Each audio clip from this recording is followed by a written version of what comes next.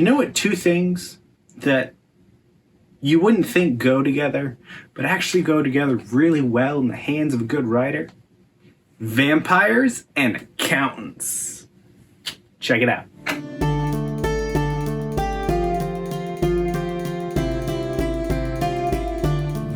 Hi, I'm Pete. This is the Podcasts of Pete.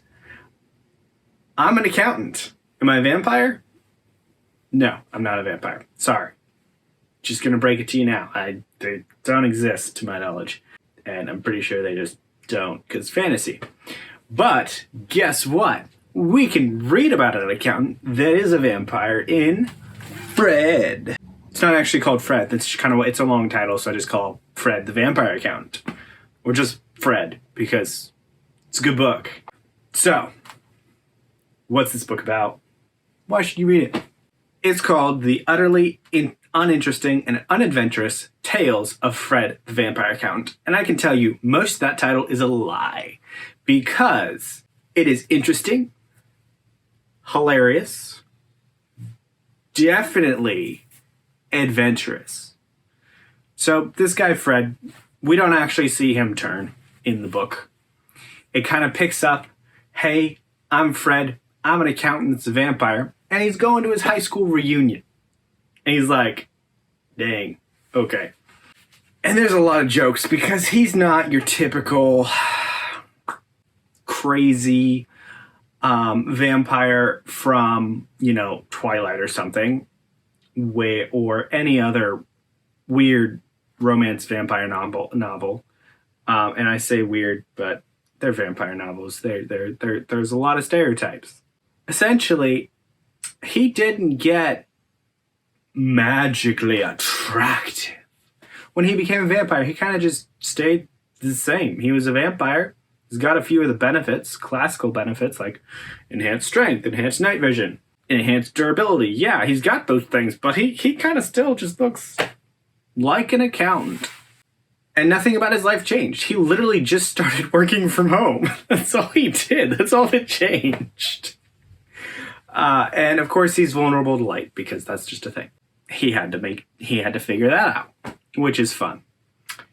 And he had to figure out how to get blood on a regular basis, which of course he engages in some fraud, which would definitely get his CPA license revoked to get it. But it's understandable. He's a vampire and he's trying to figure out how to get blood, so gotta cut a deal. Anyways, he's kind of like, oh, I don't know any other vampires, and that's kind of how the story starts. It's arranged in like a series of I think 6 short stories that basically take place chronologically throughout his life. It's not like your one plot, so it's kind of like, oh, I'm gonna do this, and there are threads. One of the things that this book does really well, and I've heard the series continues to do well, is the found family trope, and he collects the family, and it's really cool. Honestly, this book reads like a kind of a TV show, and yeah, it's so good. So this is a funny book. This is a satirical book, just kind of your anti-Twilight book to a certain extent. One of the characters, this isn't like a completely clean book. Like there's one character that throws out the F word a few times randomly, which was thematically weird. And then there's sex jokes. So this isn't like a kid's book. This is a more adult book, but it's still really funny. And I really liked it. Very campy. So don't expect huge amount of depth to everything, especially because of the short story format.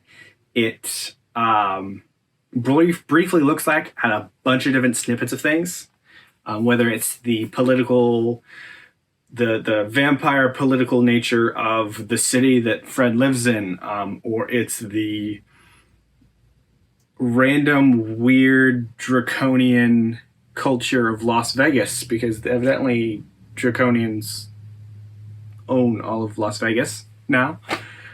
There are quite a bit of accounting jokes in there, which I greatly enjoyed, and he's constantly thinking about accounting things.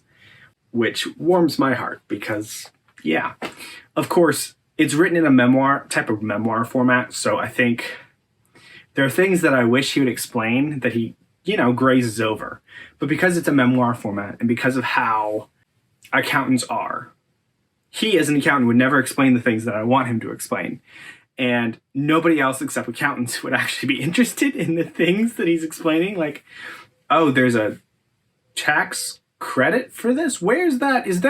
So behind that, who passed that law? Was it the government? And is there a secret hidden ink type of thing that has to do with supernatural creatures? So if there's supernatural creatures enshrined, laws involving supernatural creatures enshrined in law, how many of our lawmakers know that? How's that system work? Anyways, yeah, questions that I'm sure everybody has when they hear that there's tax breaks for people that hire certain supernatural creatures. So it's great. And I love it. Found family, really campy, really funny, especially to accountants. If you're an accountant and you like fantasy and you enjoy humor, you should read this, because I think you'll probably like it. Yeah, I really like the characters in this. Fred is great. He's, your boring accountant, but he really has a heart of gold, which is really just, heartwarming, obviously.